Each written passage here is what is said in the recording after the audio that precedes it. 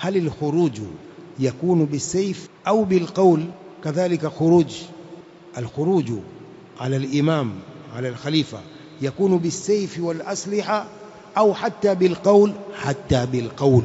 القول كذلك خروج على ولي الأمر.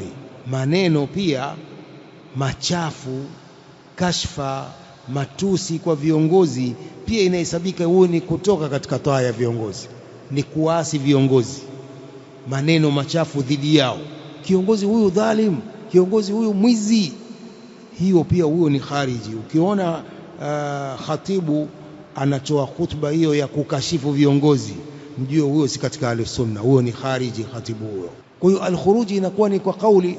Dhul Khuwaisira, kwani alikuwa na silaha alipomwambia mtume hivyo? Hakuwa na silaha, lakini alimwambia mtume i'dil fa innaka lam ta'dil.